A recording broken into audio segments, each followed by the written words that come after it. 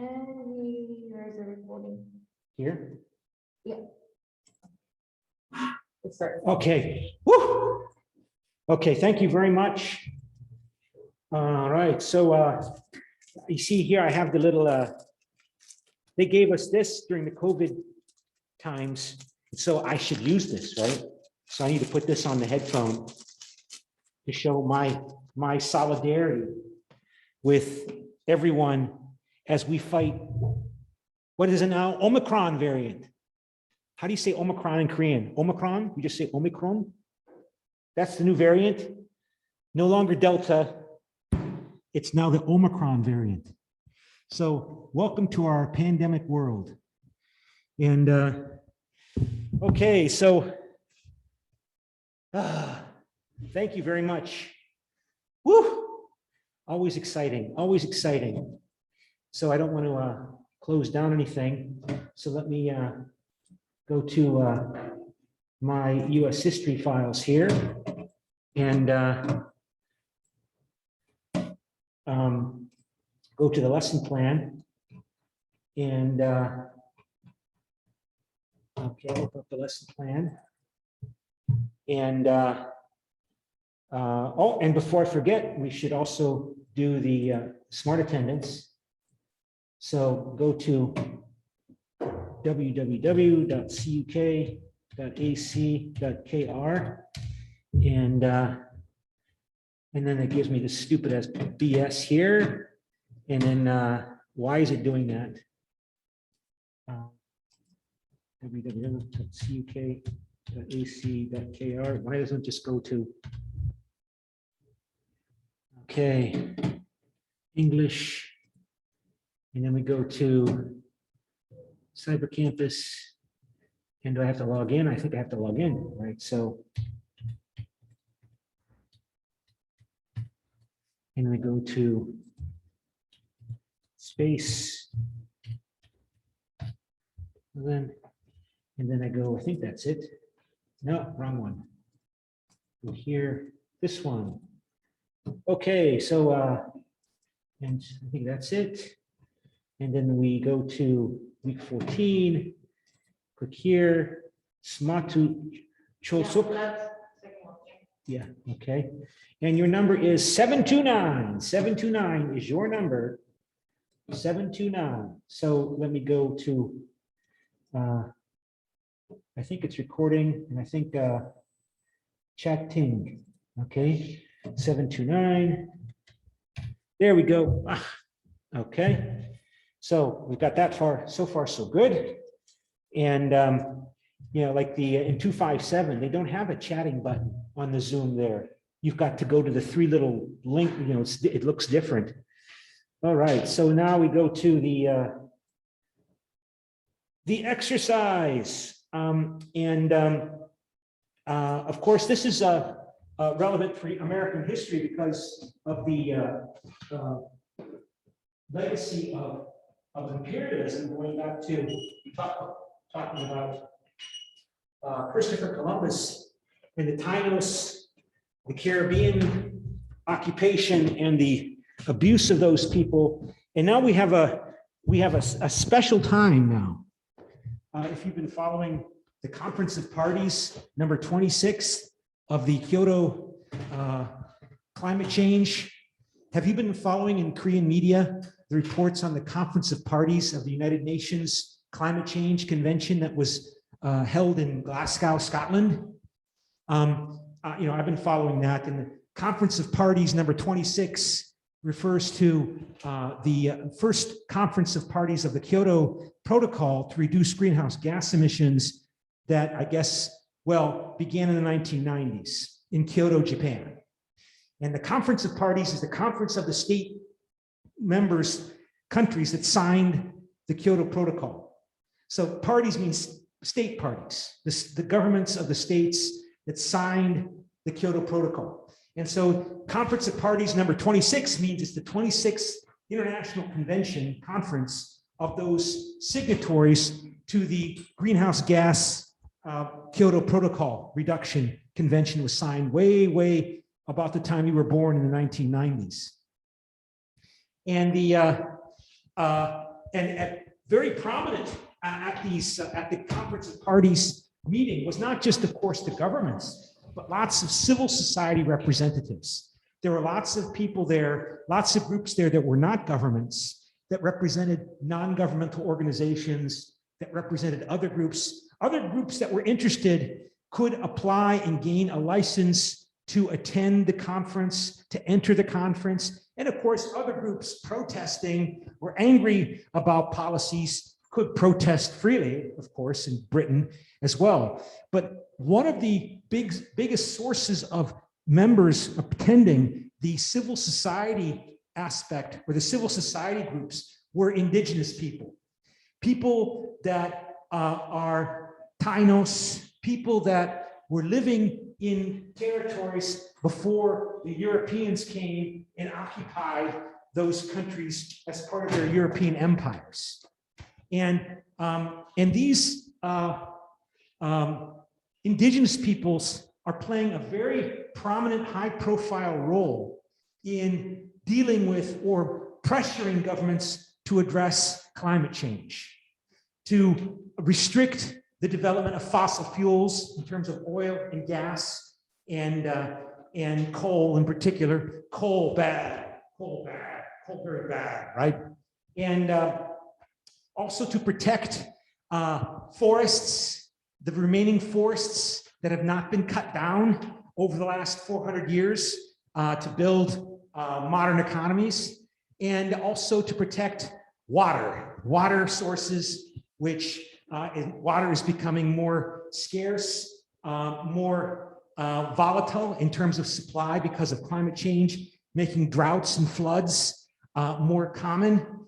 And these indigenous peoples are portraying themselves as water protectors, land protectors, forest protectors, who are fighting to protect their lands from pollution and prevent corporations in particular, but not just corporations, but also farmers from burning down the rainforest, cutting down the rainforest in the Amazon and Brazil and South America, because they want to remove the forest so they can grow pasture land for bulgogi, for cows, for agriculture, for soybeans. And these indigenous groups are important because they already exist as identities. These groups exist in terms of their own membership, that they feel they have a potential to mobilize people to support their efforts to protect the land, to be land protectors, water protectors, because their identity is connected to the land. So there's a strong potential emotional resource that can serve the mobilization, can serve to organize and mobilize these people to really push to protect the existing resources and reduce existing natural resources, prevent exploitation of more oil, coal, and gas, and to do it not only for themselves, to protect their traditional homelands, but also to do it to protect you, to protect you, to protect you, and to protect me. Because we're all threatened by anthropogenic, human-created global climate change. We're all threatened by climate change. Everybody in the whole world is somehow affected by the consequences of climate change. So these traditional indigenous people that are, remember, we covered earlier in the semester, right? They're viewed as clowns. They're viewed as backward, dumb, silly people with their backward traditional ways of behavior, standing in the way of progress, development, civilization. Because as we covered at the beginning of this class, in the beginning of the semester, it's human nature, according to motivated reasoning theory developed by social psychologists, investigated by social psychologists. It's human nature for people to see the world around them and see you and you and you and me in a way that is self-serving, that allows me to do and feel good about doing whatever it is I want to do. So if I want your land, because you're an Indian, you're a Tainos, you're weak, and you're living on land and resources I want, I will see you in a way that makes me feel good about taking what is yours away from you. That I am civilizing you. I'm bringing civilization to you, you backward Tainos, you backward African tribes, you backward indigenous peoples living in the Amazon region. I am doing you a favor, taking your land, building factories, making farms. I'm doing you a favor. I'm doing a favor for you, for me, and for the whole world. And your traditional ways of living are stupid, silly, dumb, laughable, backward, barbaric. And this is the stereotype we have of these so-called backward minorities, of these groups of people that are behind others in terms of their level of development, economic and political mobilization, that they're stereotyped as backward and childlike. And you see this in North America, you see this in South America, you see this everywhere. Let's see if I can find an example. Here's the theoretical framework that I'm using here, right? A nationalist is someone whose intense self-identification with a community strongly affects their perception of reality. So it's human nature, generally speaking, maybe not for you, maybe not for you, maybe not for me, but generally speaking, it's human nature, one, for people to want to have a strong self-identity. We want to feel good about ourselves. I want to feel good about me. Secondly, I, as a human being, have a predisposition to self-identify with groups of people. And I want to feel good about my group of people that I feel most strongly about. I want to feel good about the Dominicans. I want to feel good about Migu. I want to feel good about Catholics because I'm Catholic. I want to feel good about Italians because I'm Italian. Because if I feel good about Catholics, Italians, Americans, I feel good about me. Okay? And so if you self-identify with these indigenous communities, you might be willing to fight for them, fight for their interests. So why is this class in English? Why is this class not in Chinese? Why is this class not in Japanese? Because Europe went through this change process first before the rest of the world, about 100 years before Asia and Africa. So Europeans have gone through this development process whereby they become politically mobilized and politically aware. In traditional societies, in medieval societies, in Chosun, Korea, 200 years ago, your position in terms of status and respect that you get in society is based upon your birth, right? You were born a serf or peasant, and you are forever, for the rest of your life, a serf or peasant. You're born in the Yangban family, then you are forever part of the Yangban family. And in these traditional societies, your status, the level of honor you get, is based upon tradition of your family and where your family is in this society. Your status is given to you. Your status is ascribed to you in traditional societies. And this is a society in which the people living in the society do not have awareness about the facts that the world changes. So let me see if I can open up this file here. United States is a country that was born modern. Most of the people coming to the United States chose to come to the United States, except for the African slaves, right? The enslaved peoples did not choose to come to America, but the English, the Scottish, the Germans, the Italians, later the Chinese and the Koreans, they all chose to come to the United States. So the United States is not a traditional ascription-based society. It's a society that was born modern. In other words, modern means status. A modern society is a society in which the amount of respect and honor, status you get, is supposed to be determined by what you achieve. What you achieve. And if you achieve more, you get more respect. You get more money. You get more education. You get more glory in military combat. You get more respect. You get higher status.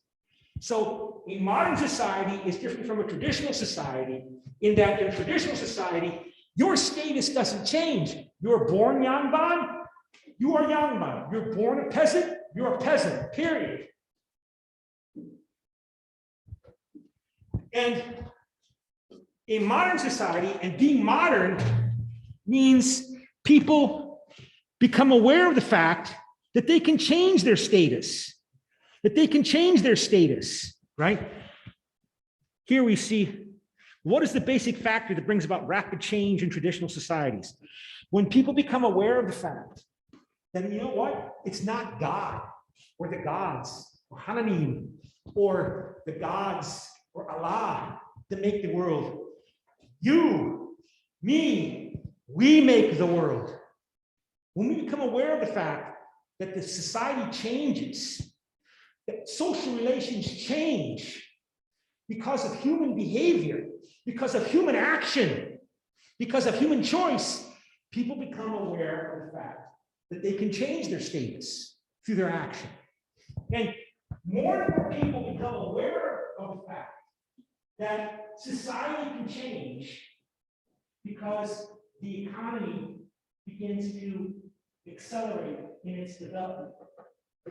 And as the economy in Western, because this happens first in West Europe, that's why this class is in English now. West Europe was the first part of the world to go through this change process that's inevitable everywhere.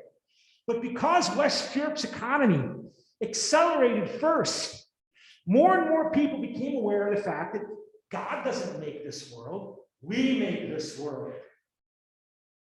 In traditional societies, you're a serf and he's a Yangban because Hanami wants it. Hanami makes the clouds, Hanami makes the sun, Hanami makes the mountains, Hanami makes it rain, Hanami makes me a serf and you a Yangban, and God wants it that way.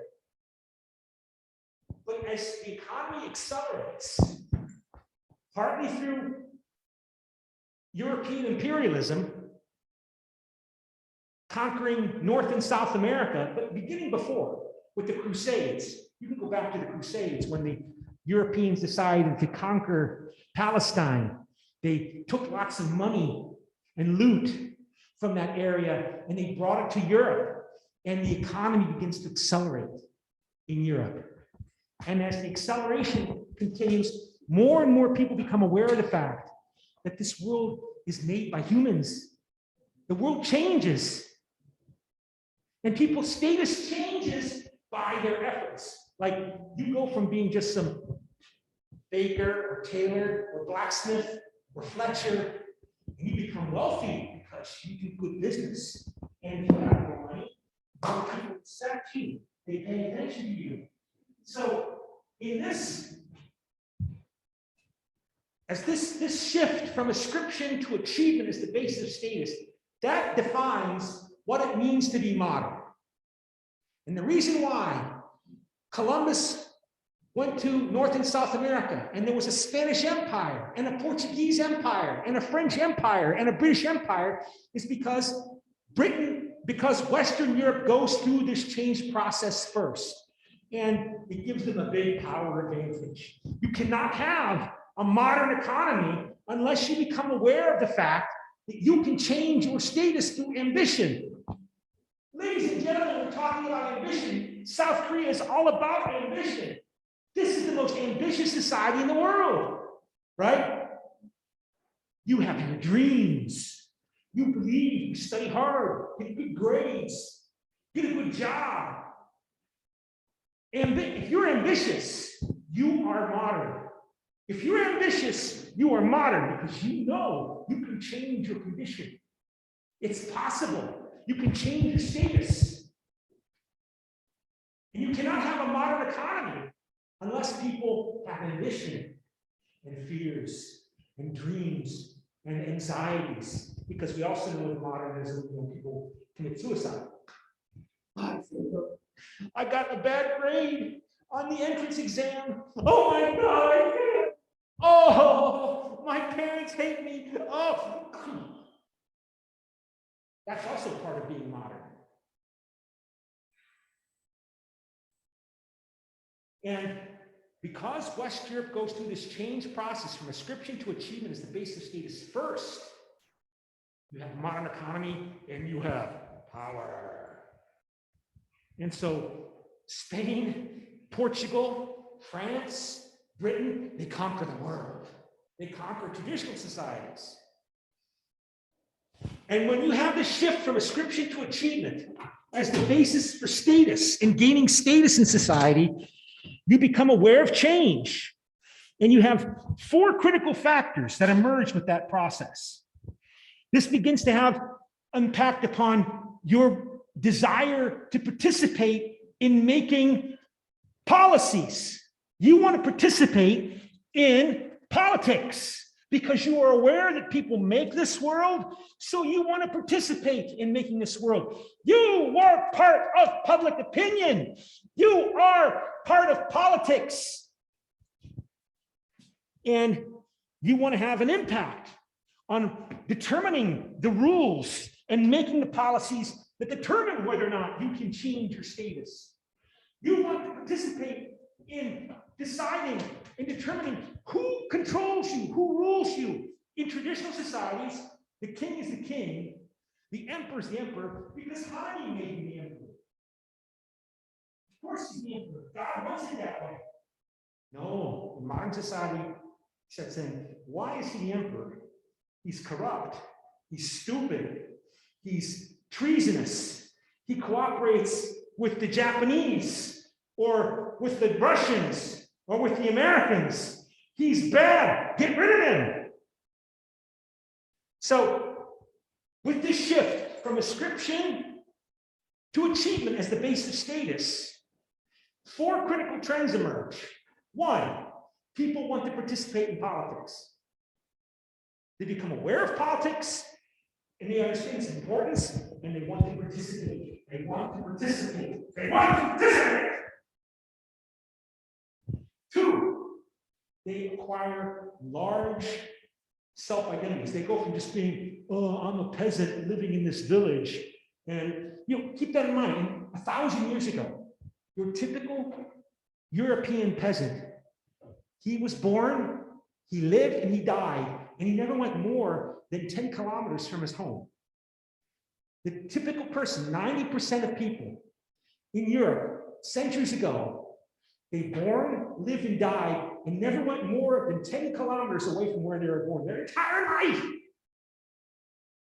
So they're illiterate, they can't read and write. Who can read and write? Oh, the Shinbu, the priest. He can read. He can open this thing called the Bible. He can read this Bible. Even in English, we still have the legacy of this amazement that people who can read and write, that they can cast a spell. You know how to spell? You know how to write? You can read? You can cast a magic spell. To spell, right? To spell a word, to spell a sentence, you can cast a magic spell. You know how to cast a spell. I'm just a stupid peasant. And what do I know? I don't know anything but my village and my family.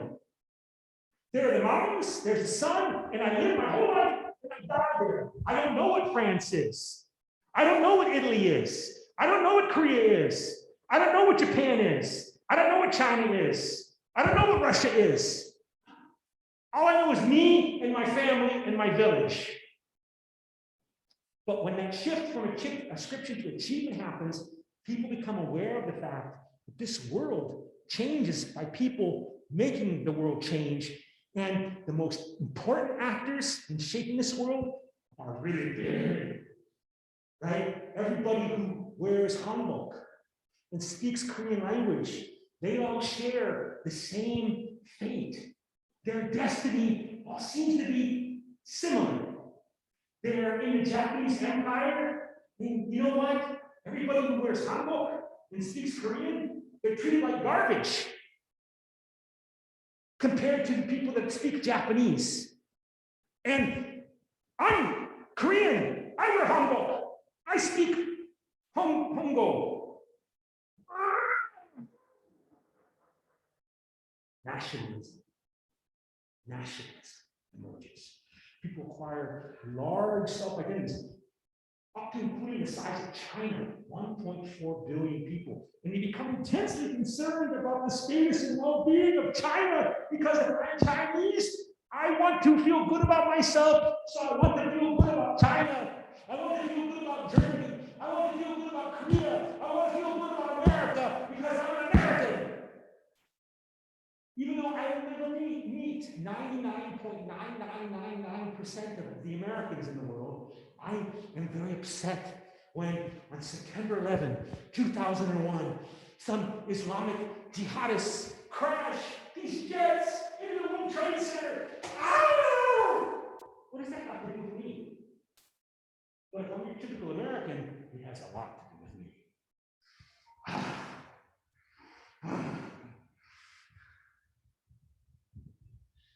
Thirdly, so those are the first two. Thirdly, we also see this demand. We want reforms. I understand that we make this world, and it's not fair that you get some special privilege in this world just because you claim that you're some ancient feudal right, that in your area you always get 10%, let us say, or 15% of all products, all commerce moving across your land as the Duke or the Yangban of that area. You can take that, and you can take that because it's your ancient feudal right. You've always had it. For centuries, your family's had that right. No, I don't think I agree. I'm part of the emerging middle class, and I want standard rules, standard roles. I want standard policies that apply to everyone. Reform, reform, reform, standardization, equality, equality, equity. We're all Korean. We're all Japanese. And there are certain fundamental rights that we all have, and we must implement through standard rules and rules, through law. So the emergence of statewide institutions. And fourth, we replace our Yangban with new leaders. So sultans, pashas, kings, dukes, barons are replaced with professors, trade union leaders, guerrilla fighters, trade union leaders. New elites emerge. New elites to replace the old traditional elite. And this process is inevitable. It happens everywhere, but it happens first in Western Europe, about a century ahead of Africa and Asia, and Eastern Europe. And that's why this class is in English.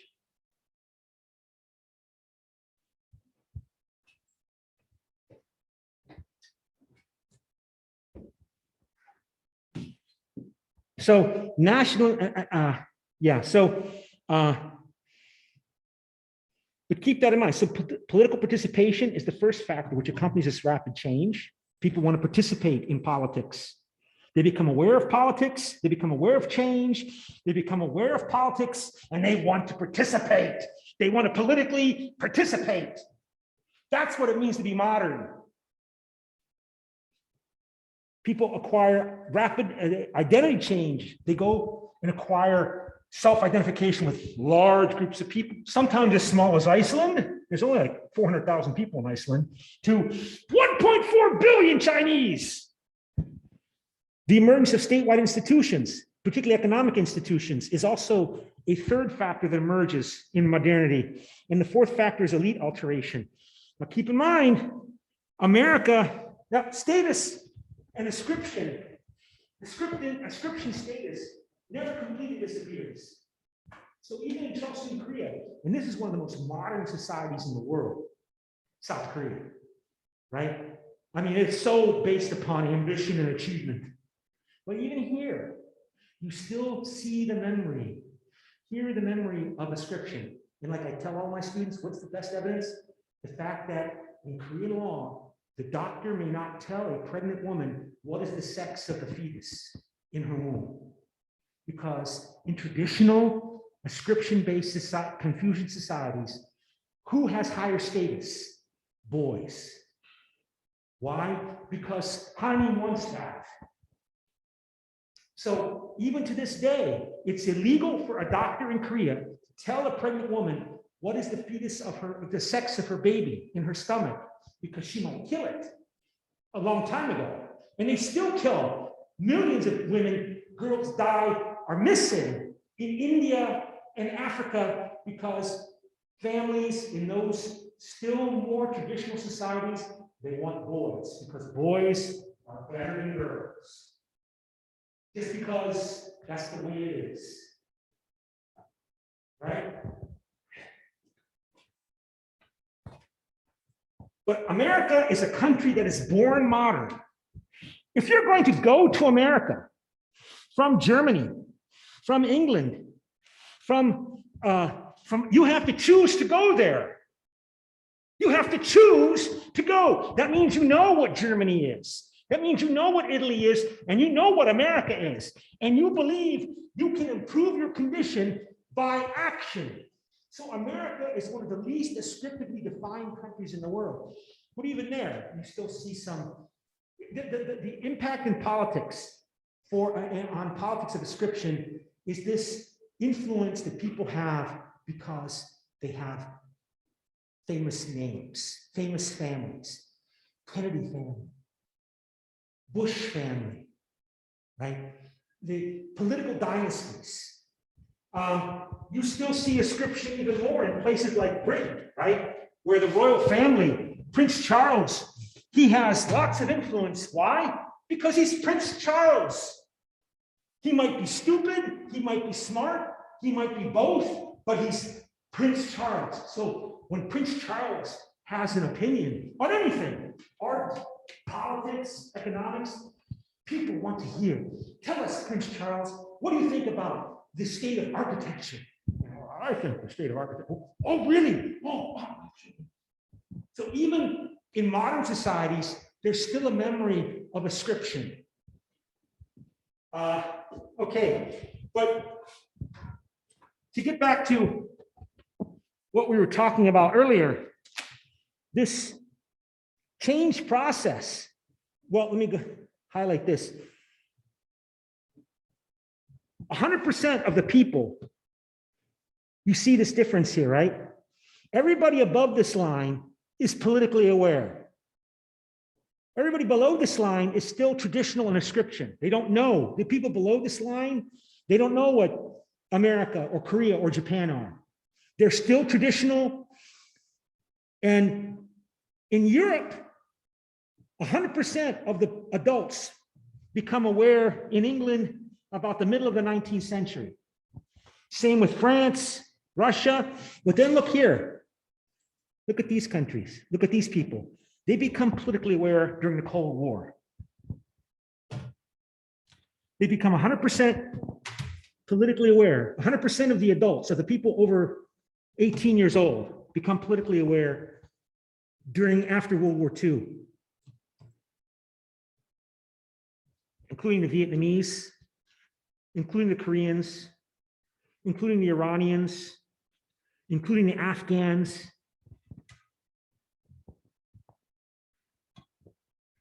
And America will fight Vietnamese nationalism and lose the power of nationalism.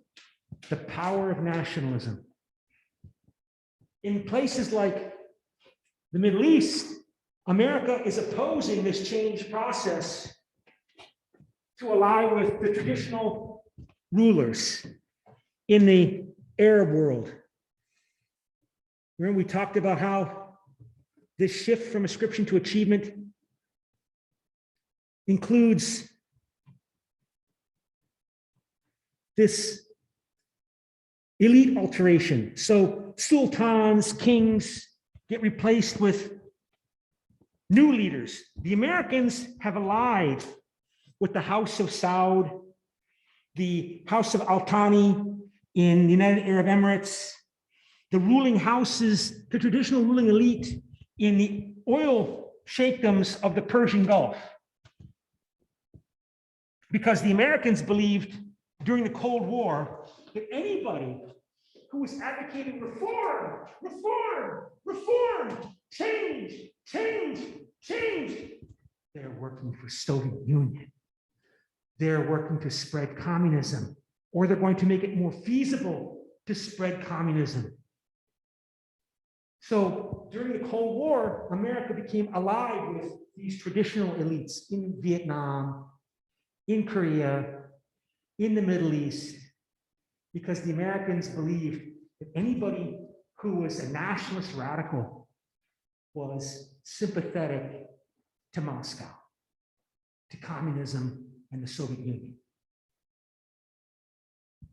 And today, America invested lots of money and lots of support. So those people that America allied with during the Cold War have lots of friends and allies in Washington.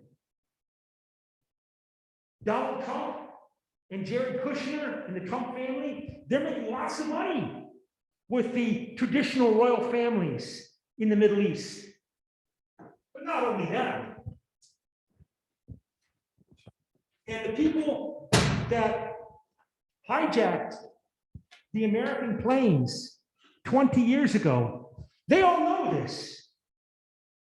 They want to shock America to show the whole world how much the Saudi royal family, remember 15 of those hijackers, 15 of them were Saudi boys your age, Saudi students. 15 of the 19 were from Saudi Arabia, America's closest Arab ally in the Middle East. The royal kingdom of Saudi Arabia, ruled by the House of Saud.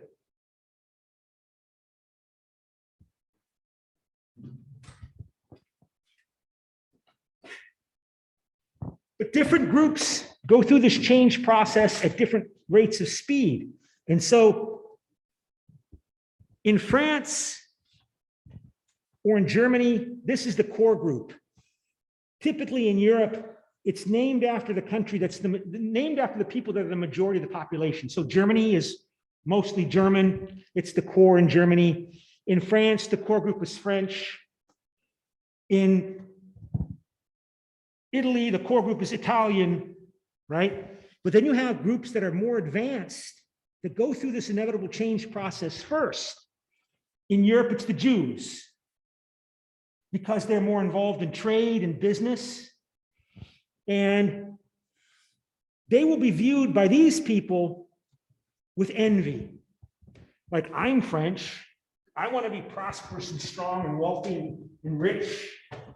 But everybody, so many people in France or Germany who are not Christian, who are Jewish, who dress differently, who worship God in a different way, they have more money than I do.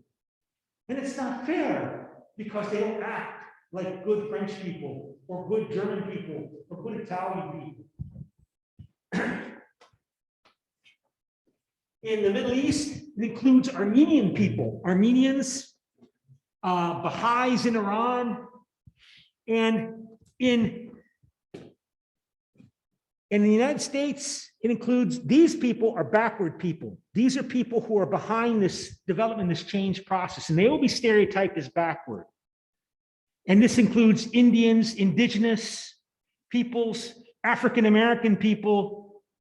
they will be stereotyped as childlike, that we are doing them a favor by bringing civilization to these backward, silly children who need these people to raise them up and treat them and civilize them. Like children need adults, African Americans, Indians, you need Europeans to civilize you.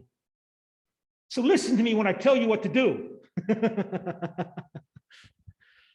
And they will be stereotyped as childlike. These people, whether it be Armenians, Jews, there are lots of different groups in that category. In Southeast Asia, the Chinese minority. In Indonesia, in Malaysia, they tend to be stereotyped this way. If you go to Malaysia, Indonesia, you see that Chinese people tend to dominate the economy, the business sector in Indonesia, and in the Philippines, and in Malaysia. And they are stereotyped the way Europeans stereotype Jews. What is the elements of the anti-Semitic stereotype? That the Jews are pushy. The Jews only care about money. The Jews will sell their mothers for gold. And in terms of politics, what's most important? That these people are not loyal. That these people are inherently only loyal to themselves. They're loyal to themselves. They're not loyal to Germany. They're not loyal to France. They're not loyal to the Ottoman Empire if they're Armenians, but they're loyal to themselves. And during wartime, this can produce genocide.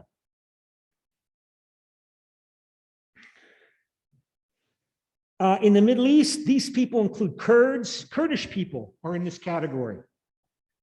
And so, all of the stereotypes you have of African Americans that we have in the United States, that Indians and African Americans are lazy, they don't want to work, that they're dumb, but that they're lazy.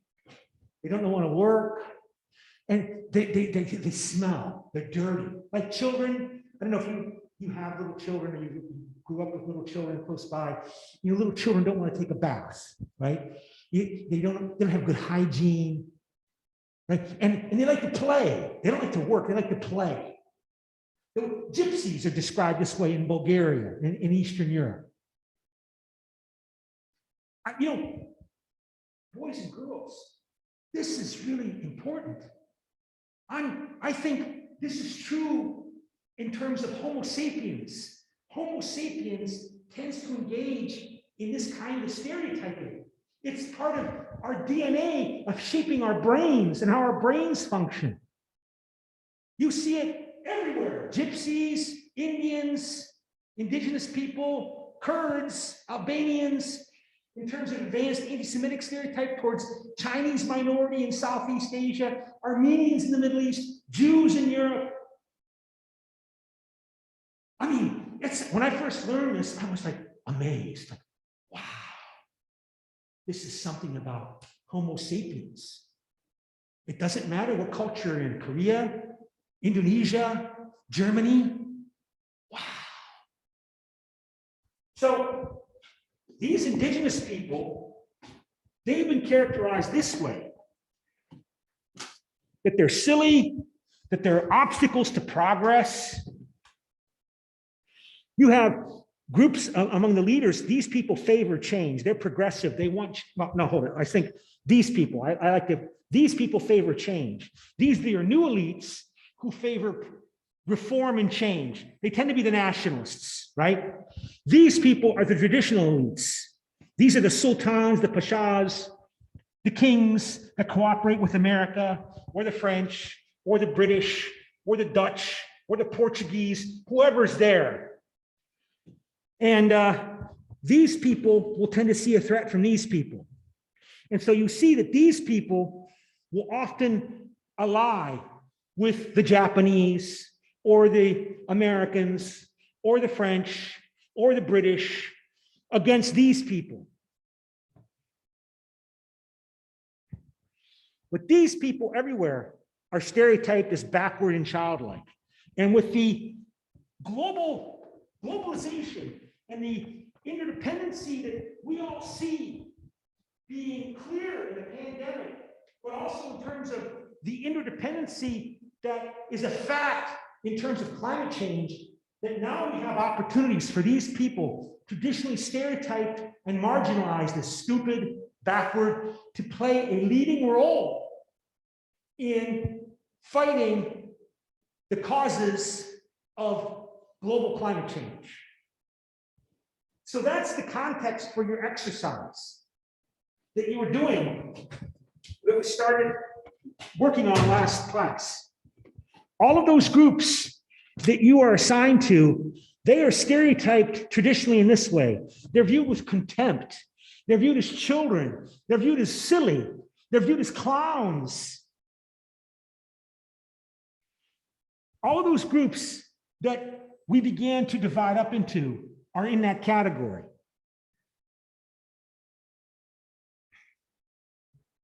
So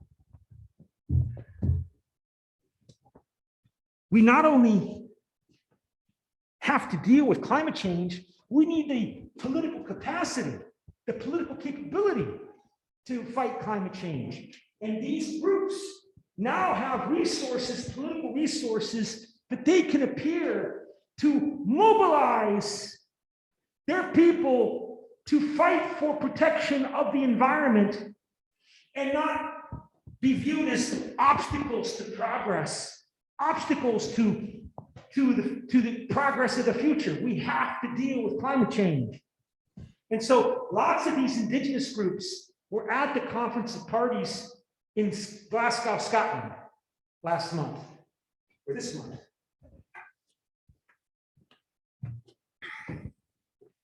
Okay, so let's now go back to Zoom. And I think that's the right one. And so let me, there are 6 groups, I believe, I recall here. So we had 1, 2, 3, 4. So I already handed out the assignments. So I think there were 6 different groups.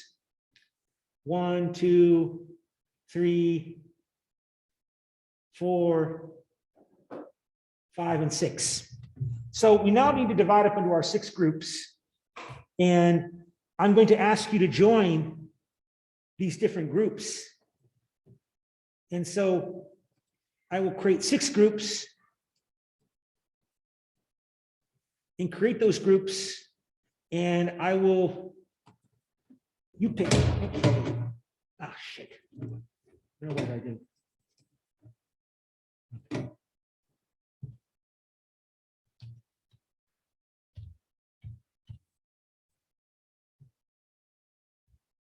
So you pick is 1. 2 is Amazon indigenous.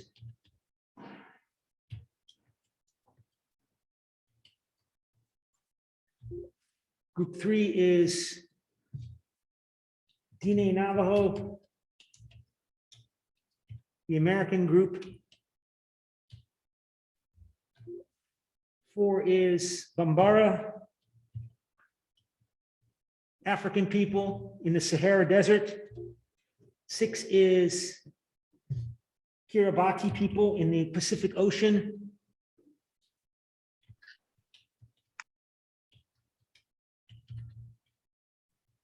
And 6 is the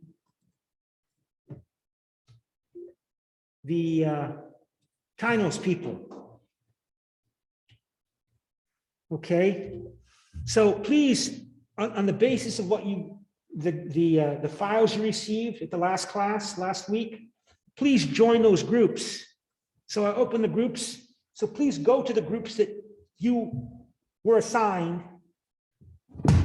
Please go to the groups that you were assigned when I sent you those files at the last class. And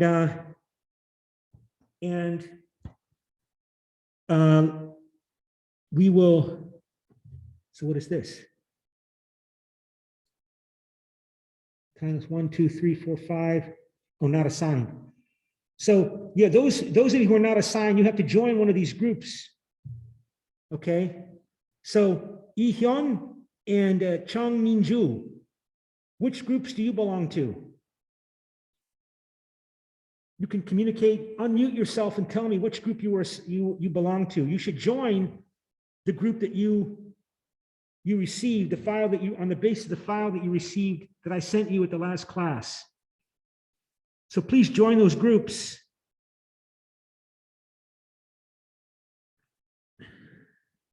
So we Professor, got Professor, I assigned to indigenous people originally, but she assigned me to Bambara. So Lee Hyun, you're an indigenous people? No, I'm Kim Dong-yun. Okay, what about Lee Hyun and Chung Min-ju? Huh? Oh, so join those, you should go join the group that you belong to. I'm not sure, but I don't think we can do that by ourselves. Why can't you? Which one do you want to join? Well, I'll assign you to Dine. And you, I will assign to the Tainos. Okay. And so let me join the group, Tainos. And chatting. And so you are, I think, is that right? Oh, no. I thought I joined the Tainos file. So, and I want to send you a file. So I go to chatting. Haven't we uploaded that on our site? Yeah, I put it on Cyber Campus. Okay, yeah, thank you. Download it from Cyber Campus. I put the files on Cyber Campus. And so back then to the groups. So Kim Tong-yun joined the Bambara group. And let me leave.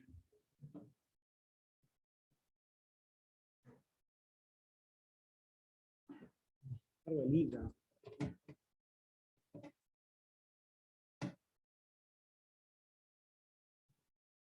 Can I leave that group?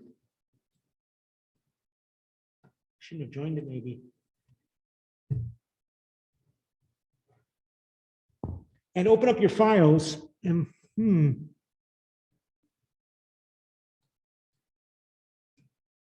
how do I leave this group?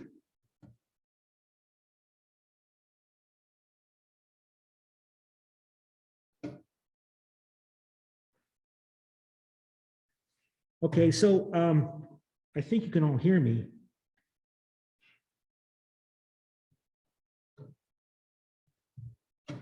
I can. Is this to leave the group? This button or this button?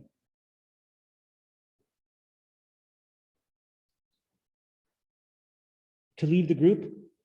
So this one. That's you changing the profile. And okay, if I want to leave the group. That's on you. Delete the group. To leave the group. So this. To leave the group. Yeah. Puro pil si chon. You gotta go back to the screen. Okay. Go here. Can you just move that way? Here. Here. Okay, so and so you all received the files.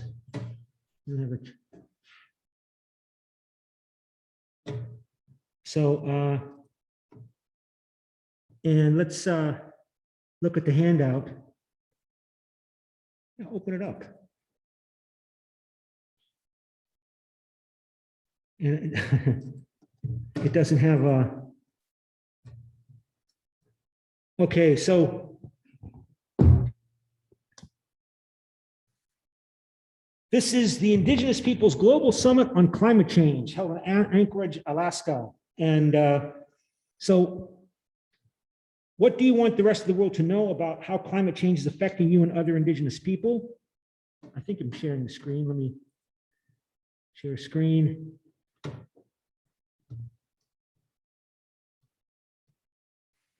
So what do you want the rest of the world to know about how climate change is affecting you and other Indigenous people? What actions would you like to see the rest of the world take to address the problems facing Indigenous people as a result of climate change? Put these in order of priority. What concerns do you have about diminishing food supplies or your people's ability to feed yourselves in the future as a result of climate change? If climate change forces Indigenous people to migrate from your homelands due to rising sea levels, melting permafrost, disappearing water supplies, etc., how should the rest of the world respond to these climate change refugees? And so, and then I sent out this file for you to organize yourselves. And of course, these files were structured for in-class meetings. And so you put in the group names. What do you want the world to know, the rest of the world to know about your group? And remember, for hundreds of years, you people have been laughed at. Your people have been marginalized. Nobody cares what you have to say. Nobody has cared in the past because you were considered to be indigenous, marginalized people, backward, small, silly, legacies of a romantic old time that is not part of the modern mainstream. So here you have an opportunity to introduce yourselves and demand your rights as part of your efforts to play your role in meeting the global challenge of climate change and protecting resources.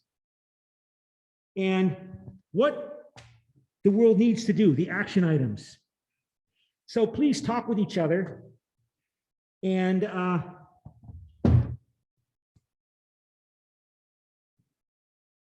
let me see who's going to speak for your groups.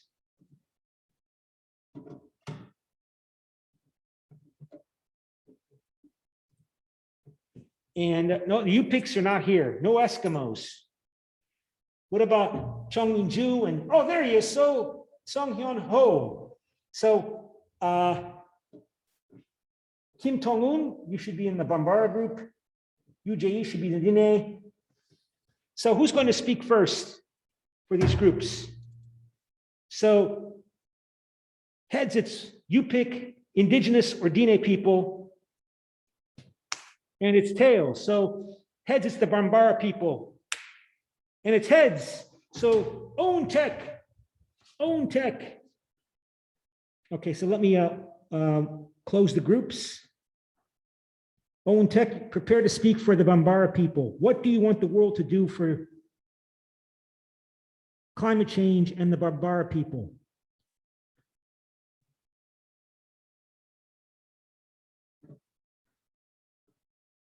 And I don't know how to move people around here, so you can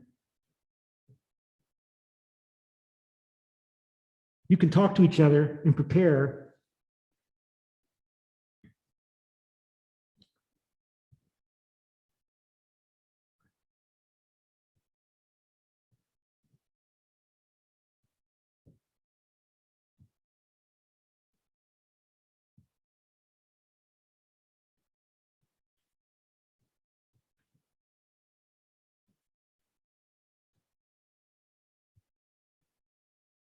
Okay, own tech.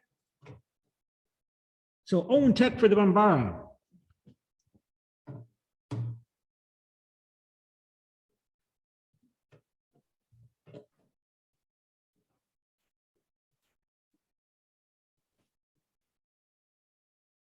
So own tech.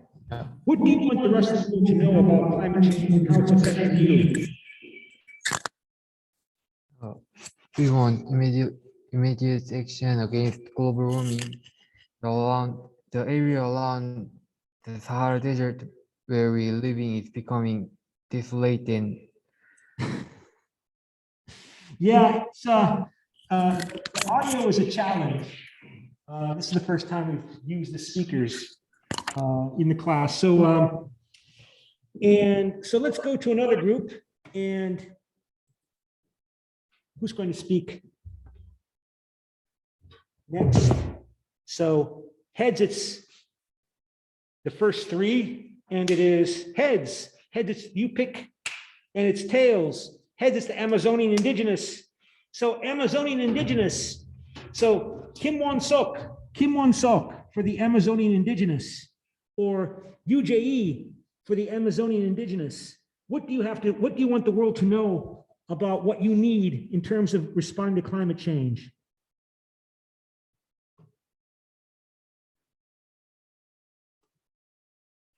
Kim Won Sok.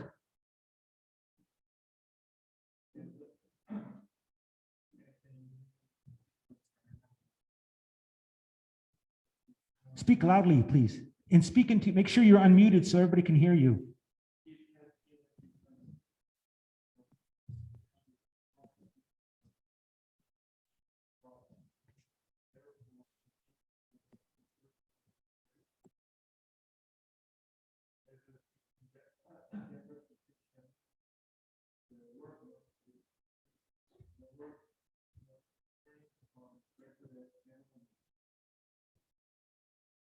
Okay. And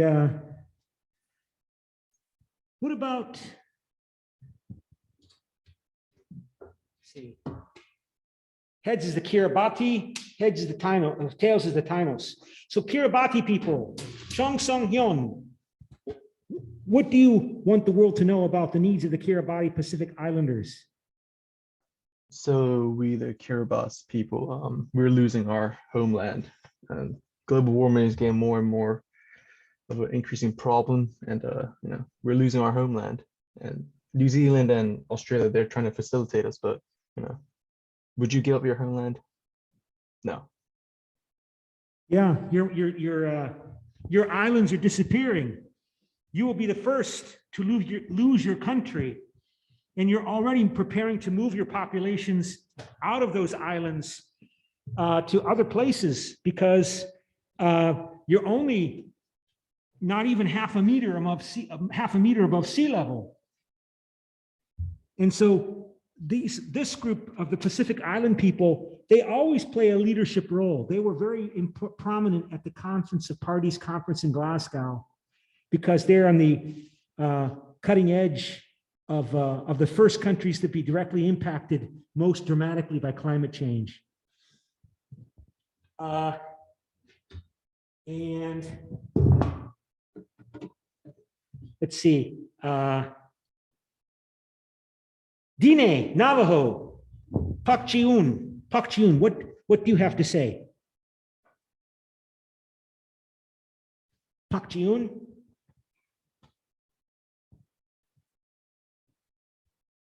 Pakchiun?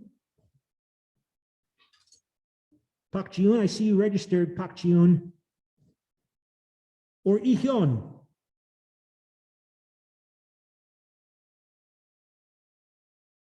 Ihyon, are you here? Yes. So what do you have? Please unmute yourself so everybody can hear.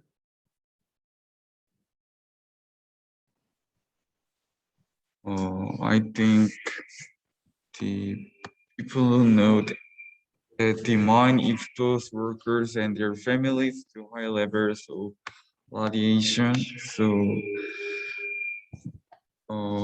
indigenous peoples need to speak with one voice and say that not only we have to support real solutions to climate change, we have to oppose first solutions like nuclear power, like that. Okay. And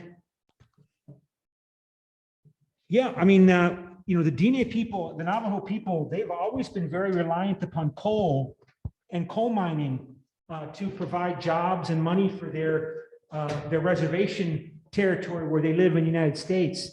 But they have most recently, I think last year, announced that they agree to close their coal mines, because coal mining is not only bad for the global environment, but the health of people who work as coal miners is very bad. And the pollution that comes from coal mining, not just carbon dioxide, but the dust and the chemicals that are left behind from coal mining are doing terrible damage to the environment and to the health of the people in the Diné Navajo reservation in the Southwest US, in the desert. And they want to develop instead, as announced last year, their area, because they're in the desert, to make solar power, electricity, to generate electricity through solar power. So they're agreeing to shut down their coal mines that have been really important as one of the only sources of employment or jobs for those people traditionally. And let's see, who's left? Tainos, Kang Tongun, or Chong Minju, who's here? Chong Minju, are you here? Chong Minju, what do you want the world to know about the Tainos perspective on climate change? Okay. So I believe that it is also important to tackle the issues in sea environment, because of the temperature rise, there has been serious damages in the coral reef rainforest, and so they will completely be removed if there is more increases of temperature within 2 degrees to 3 degrees Celsius. So I believe that it is also important to tackle the issues in sea environment and put effort in not to increase the temperature anymore, so that we can save the sea environment. Yeah, this technology is interesting. I mean, we're trying to do these new interesting things with all the Zoom technology. And of course, there's tremendous possibilities and affordances that come with it, but we still have to develop and work on how to use it a little bit better. The audio wasn't so clear. I think the reason why you were put in this exercise is because you are going to face directly the major hurricanes and typhoons that are becoming more intense. And this exercise is, from 2009. The Tainos, of course, are the people living on what is today Hispaniola, the island Hispaniola, where Dominican Republic and Haiti are located today as countries that Christopher Columbus first landed on in 1492. And from the court case that we did in the first week that the Tainos were the population living there, and pretty much they appear to have disappeared. Actually, as a result of DNA research, we see that the people living in Puerto Rico and Hispaniola, they have a lot of DNA from those original people. So it looks like there was interbreeding between the migrants, the immigrants from Europe and Africa, and with the local people. I mean, up to like 1/3 of the DNA. So it's not like they were all killed. Evidently, they were mating with people coming in. Since that time, Puerto Rico, one of these islands in the Caribbean, has been hit by massive hurricanes. And scientists are claiming that these hurricanes are much more intense as a result of climate change, and much more prone to flooding as a result of slowing their movement because of the air current streams being reduced because of the reduction in the jet stream. These hurricanes are moving more slowly, so they stay at one place on top of an area and dump a huge amount of rain on Puerto Rico, or like in Houston. I think they dumped 3 feet of rain under Hurricane Harvey a few years ago because the hurricane, it wasn't that windy, but it just moved really, so it stopped. And it rained for 3 days on top of Houston.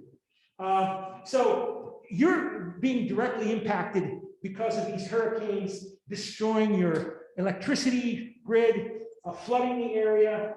And so you are reflecting these immediate consequences of storms becoming more intense and more frequent as a consequence of climate change. And scientists in the last couple of years have become more and more confident, generally speaking, about determining whether or not a particular storm was made more violent or a particular drought was made more intense because of climate change. Because that's what climate change does. It makes catastrophes more intense and more frequent, as well as raising the general level of the temperature.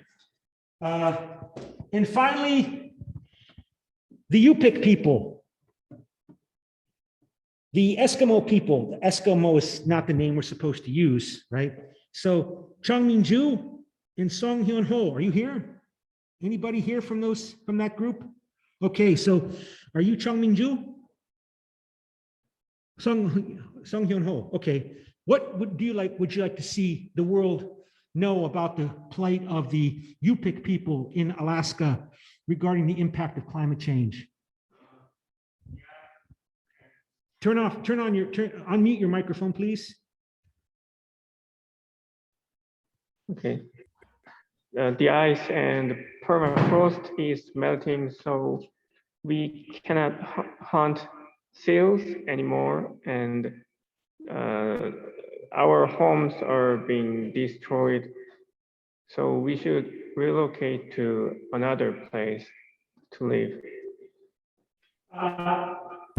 That has been unfortunate with the ice melting in the Arctic Ocean. Seals are not, you're not able to find the seals to hunt. It's not only you, for example, polar bears. They need to have sea ice covering the ocean to make the seals come up to get air. And that's how polar bears hunt. They need the ocean to be covered with sea ice so that the seals have to come up out of the ice in order to breathe. And that's when the polar bears catch them. If the seals do not have to come out of the ocean because there's no ice, we're seeing the polar bears risk going extinct. There's been a tremendous drop in polar bear populations because of the decline in sea ice, because the Arctic Ocean is warming as a consequence of climate change. On the other hand, if you're a company, a shipping company, you're thinking you're going to make a great deal of money because you'll be able to ship across the Arctic Ocean north of Russia and reduce the transportation time for shipping by several days, maybe up to 2 weeks. And so there are lots of companies moving to take advantage of the melting sea ice.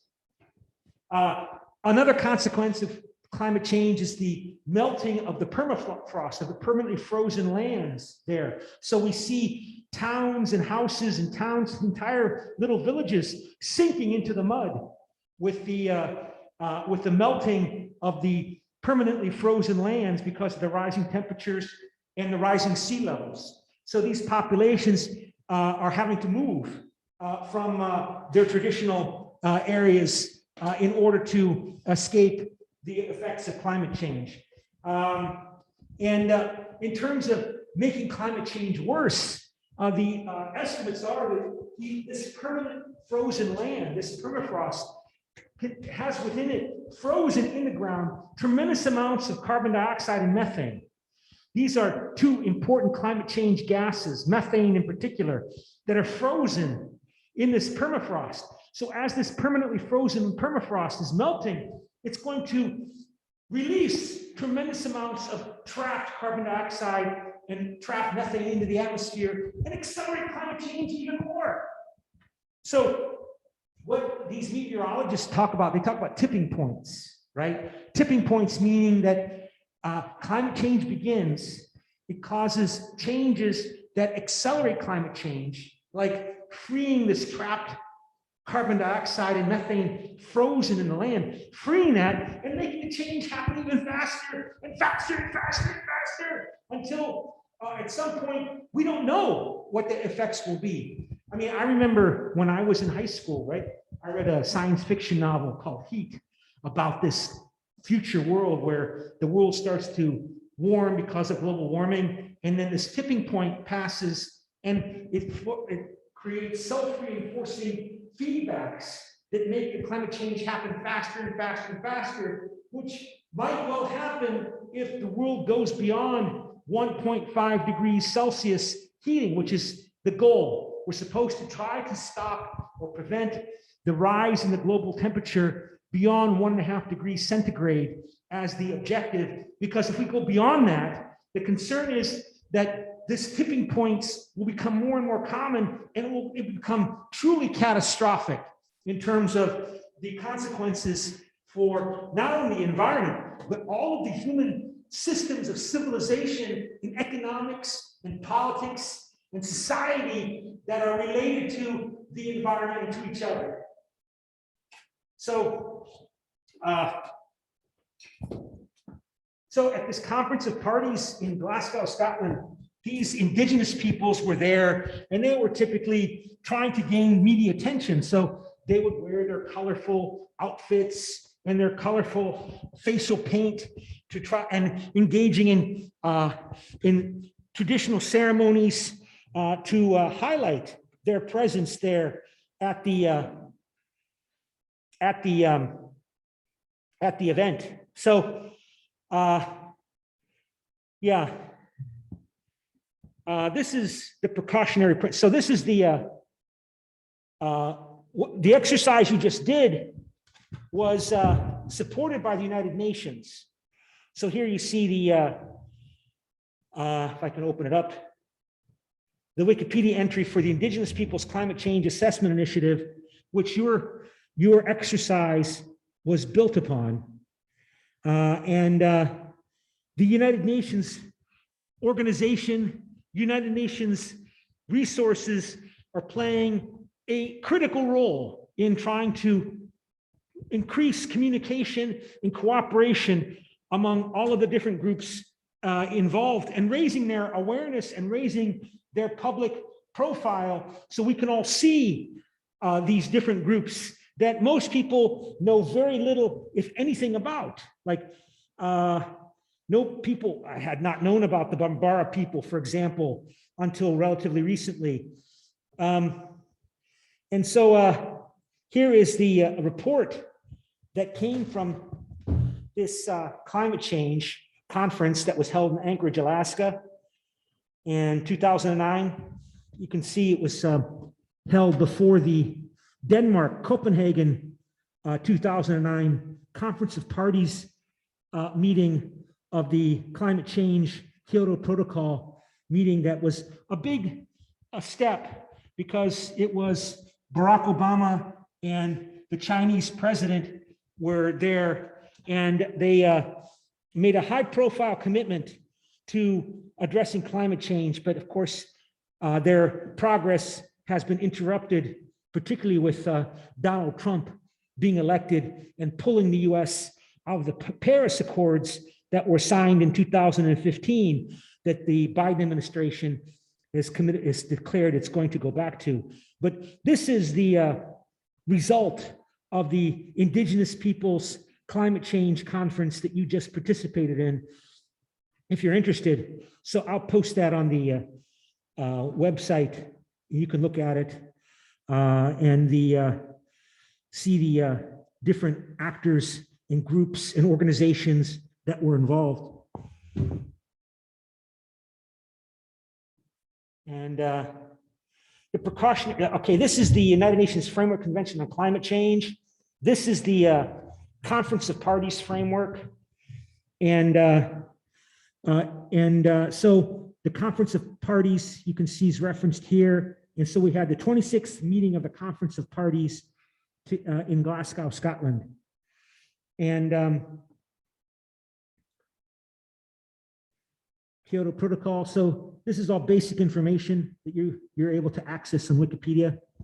And again, you see the United Nations plays an important role. But if you're a Trump supporter, an intense American nationalist supporting Trump, you might be very suspicious of these organizations as threatening America's sovereignty.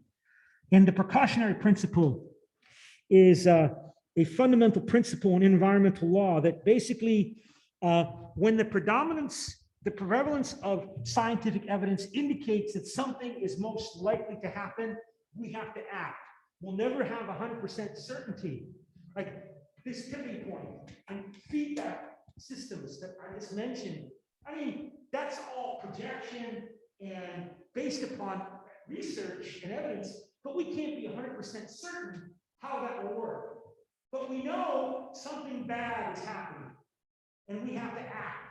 Even though you'll never have complete agreement among everybody about what is happening, about when it will happen, about how it will happen, if there is a predominance of evidence, according to the precautionary principle, we have to act to address these changes. But of course, there will always be people who will always point out the mistakes, the disagreements, to try to protect and preserve their own views that refuse to admit that this is a real problem. So in decision-making, the precautionary principle is considered when possibly dangerous, irreversible, or catastrophic events are identified, but scientific evaluation of the potential damage is not sufficiently certain. The precautionary principle implies an emphasis on the need to prevent such adverse effects. And keep in mind, you can always find somebody with a PhD, Dr. So-and-so, Professor John Doe. You can always find somebody who will say something that I want to hear. I can always find somebody who disagrees with climate change is happening, and they have a PhD. I can always find somebody who claims with a PhD that vaccines are not effective against COVID-19. You can always find those people, but you always have to rely upon what is the prevailing view among the community of scientists. You can always find crazy people who have a degree, a PhD, a doctorate, who will say dissenting or opposing views. It's not hard to find those people. You can always find them. But you have to rely upon the prevailing consensus view among the overwhelming majority of people in the scientific community. But of course, if you don't want to accept this, no, I'm a nationalist. I refuse to believe that we have to compromise, collaborate, coordinate, and cooperate in our government policy. I can always find somebody who's got a PhD, who is Dr. So-and-so, who says what I want to hear. And you will find those people. But where do you learn what the prevailing view is among all scientists, the UN system, these UN organizations? That's their job, to gather all of the information from all of the national scientific communities in Russia, in Brazil, in the United States, in China, in Chile, in South Korea, in Japan, to express the prevailing view among the community of scientists working in climate change, meteorology, pandemic. That's what these UN bodies do. They gather all the information and give you the prevailing view.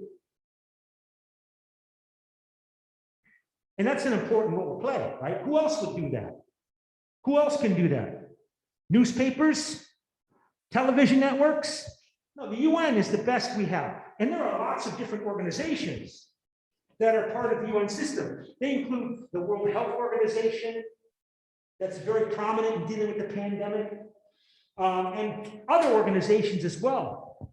But if you're an intense Trump supporter, you're an American nationalist, you're going to be very suspicious of these United Nations bodies, believing that they want to subordinate and dominate and exploit the US for the interests of other people who are not Americans.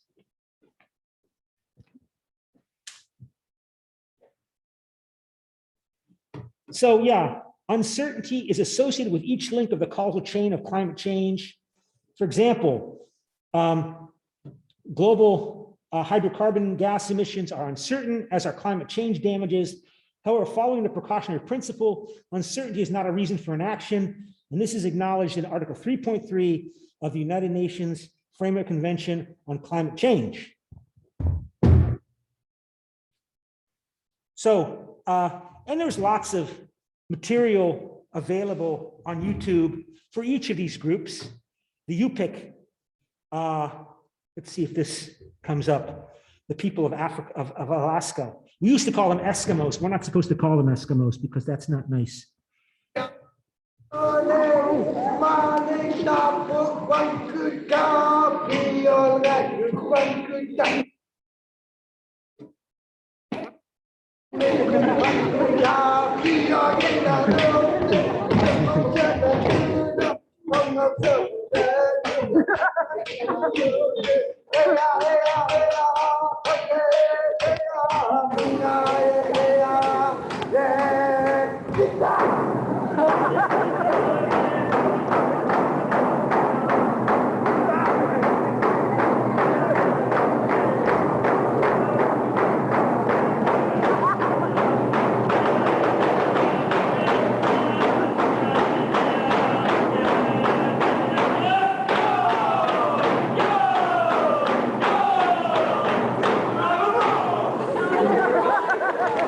I think that these people have like 10 to 15% of their DNA is shared with Koreans. And their culture has some similarities. I remember I used to jog, and along the main road there going through Bucheon, there was a park that has these totem poles that I think were are a legacy of ancient Korean shaman culture. And these people have a tradition of doing that as well. But anyway, so you can see very colorful, very entertaining. And let me close that. Or maybe not. Bambara people. Of course, there's an effort to try to commercialize their culture.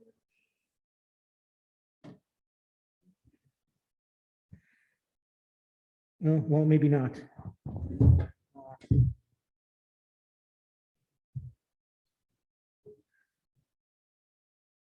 Huh. Oh, well.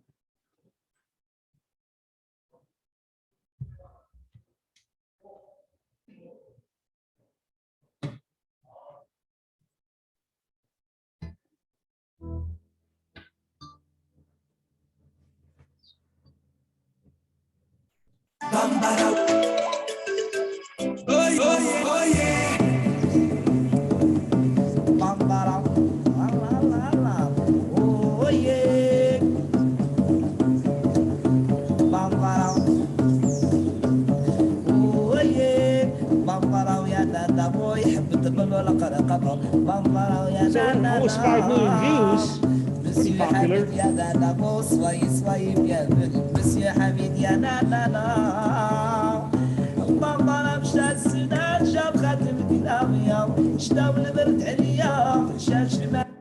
Okay, I'm gonna have to stop the Zoom, and because I need to record, download the recording.